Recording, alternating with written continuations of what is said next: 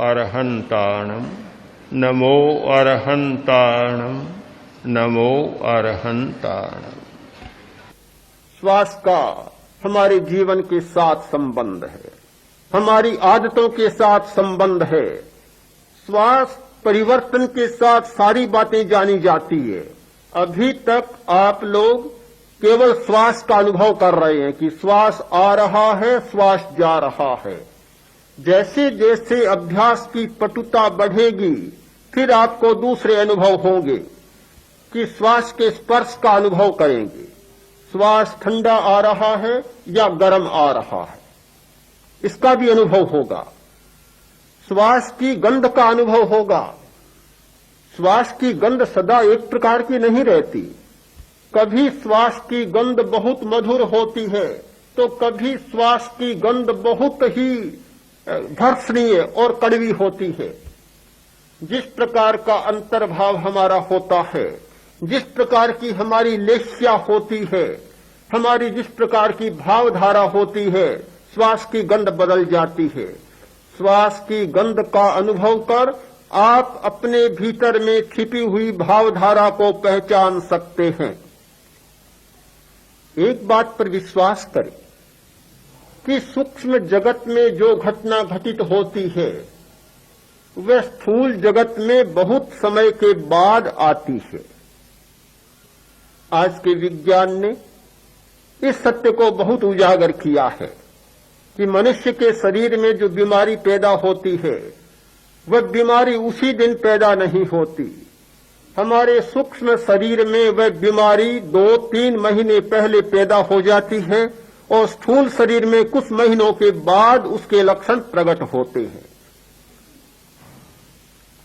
इसी आधार पर आज संभावनाएं आगे बढ़ रही हैं कि भविष्य में सूक्ष्म यंत्रों के द्वारा बीमारी की पूर्व घोषणाएं होंगी और मृत्यु की भी पूर्व घोषणाएं होंगी। आपको पता है कि भारतीय योग के आचार्यों ने, अध्यात्म के आचार्यों ने इस दिशा में बहुत विकास किया था। बीमारी की पूर्व घोषणा, मृत्यु की पूर्व घोषणा की अनेक पद्धतियां उन्होंने विकसित की थी। योग शास्त्र उन पद्धतियों का बहुत लंबा विवरण प्रस्तुत करते हैं। अपनी छाया का बोध, अपने स्वर का बोध, अपनी आकृति को देखने का बोध, ये सारे बोध भविष्य की सूचनाएं देते थे। जो काम शायद आज यंत्र नहीं कर पा रहे हैं वे अपने स्वर के द्वारा होते थे। स्वरोदय का बहुत सूक्ष्म विकास हुआ था हमारे यहां। इस सच्चाई को हम अस्वीकार नहीं करेंगे कि सूक्ष्म जगत में घटनाएं बहुत पहले घटित हो जाती हैं, स्थूल जगत में वे बाद में आती हैं।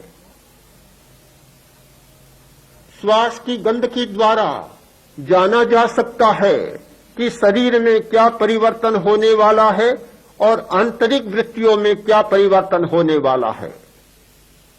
तो हमारी वृत्तियों के साथ, हमारी चेतना के बदलने के साथ साथ श्वास का स्पर्श बदलता है, श्वास का रस बदलता है, श्वास की गंध बदलती है और श्वास की ध्वनि भी बदलती है।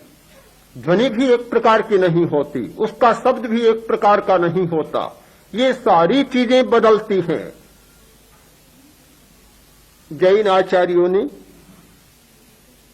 एक बात पर प्रकाश डाला था कि तीर्थंकर के शरीर में बहुत सुगंध फूंकती है। श्वासोपज गंध है। उनके श्वास में बहुत मधुर गंध होती है। उनके शरीर में से गंध निकलती है और एक लक्षण बन गया था सिद्ध योगी का कि जिसकी साधना सिद्ध हो रही है उसकी गंध को पहचान लो। शरीर में से किस प्रकार की गंध निकल रही है, उसके श्वास में से किस प्रकार की गंध निकल रही है। तो यह श्वास हमारे जीवन की सूचना देने वाला, हमारे भविष्य की सूचना देने वाला, हमारे अतीत की व्याख्या करने वाला, हमारे वर्तमान की व्याख्या करने वाला और भविष्य को निरूपित करने वाला जीवन का एक बहुत बड़ा तत्व है। पर हम स्वयं सोचें, क्या हमने श्वास को उचित मूल्य दिया है? हमारी दृष्टि में जितना रोटी का मूल्य है, जितना पानी का मूल्य है, उतना श्वास का मूल्य नहीं। खाए बिना हम विश्वास नहीं करते कि जीवित रह सकेंगे। पिए बिना हमारा विश्वास नहीं कि हम स्वस्थ रह सकेंगे। संतुलित भोजन की हम चर्चा करते हैं, पानी की चर्चा करते हैं, दवा पर भी हमारा विश्वास है, पर श्वास पर तो हमारा कोई विश्वास नहीं है।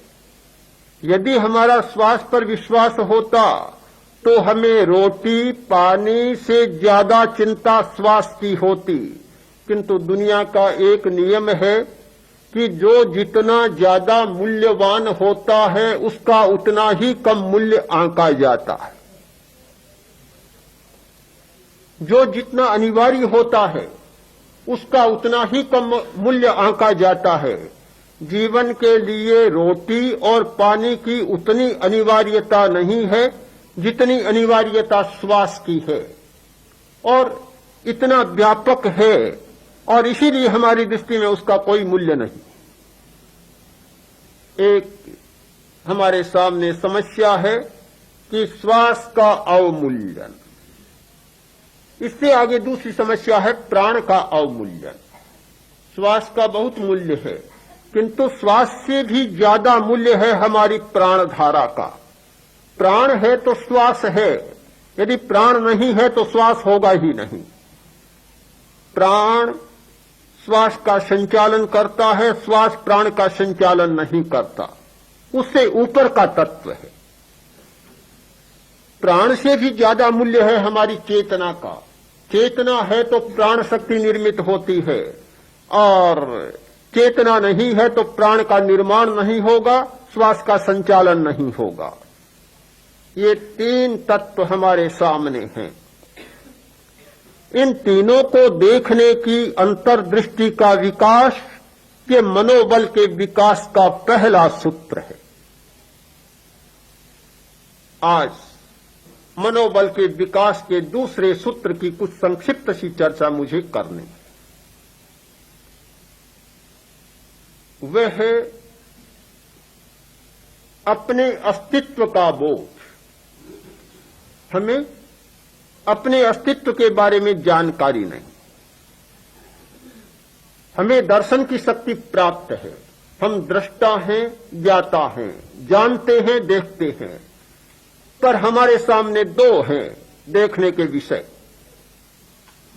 एक कर्म और एक कर्ता।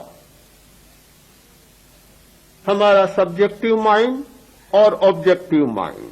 हमारे सामने जितना ऑब्जेक्ट है, जितना कर्म है, जितना विषय है और पदार्थ है, उस पर हमारा दर्शन अटका हुआ है, उलझा हुआ है। बहिर्दर्शन या पदार्थ दर्शन में हमारी दृष्टि प्रतिबद्ध हो गई है। हम देखते हैं दूसरे को, या पदार्थ को या पर को। किसी व्यक्ति को देखते हैं या पदार्थ को देखते हैं।